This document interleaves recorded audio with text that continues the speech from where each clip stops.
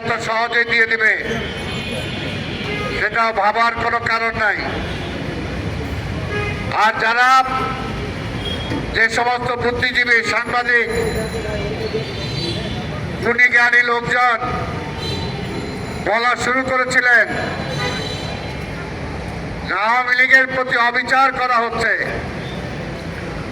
তাদেরকে কেন নির্বাচনের সুযোগ দেওয়া হবে না, আজকে তারা যারা এই কথা বলেছে আজকে তাদেরকে আগে হাদির হত্যার জবাব দিতে হবে।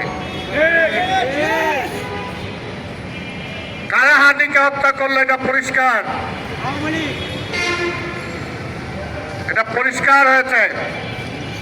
কিন্তু আমি ধিক্কার জানাই আজকে এই সরকারকে, এই পুলিশকে,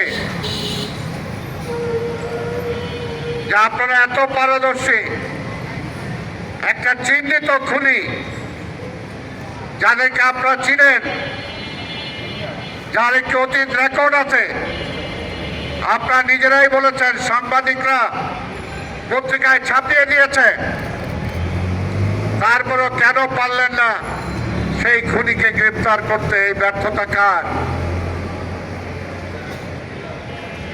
মার মেয়েকে হত্যা করা হলো একটি বাড়ির কাজের মহিলা, কয়েক ঘন্টার মধ্যে তাকে গ্রেপ্তার করতে পারলেন, আর হাদির খুনিকে গ্রেপ্তার করতে পারলেন না। এটা কি মেনে নেওয়া যায়?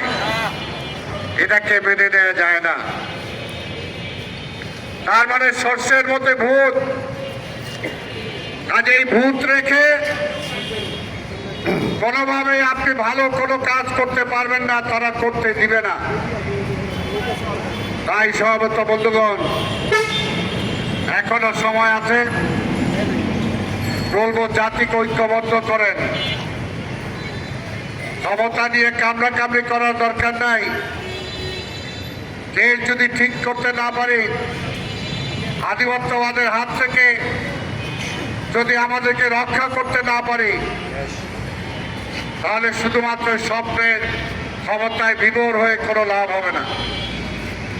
বিএনপিকে ঠেকাইতে চান, বিএনপি যাতে ক্ষমতায় না যাইতে পারে সেটার জন্য পরিকল্পনা গ্রহণ করেন, কিন্তু সেই পরিকল্পনায় যে ফ্যাসিবাদের ভূতরা আপনাদের বিরুদ্ধে ঢুকে যাচ্ছে সেটা কিন্তু নিজেরা বুঝতে পারেন না।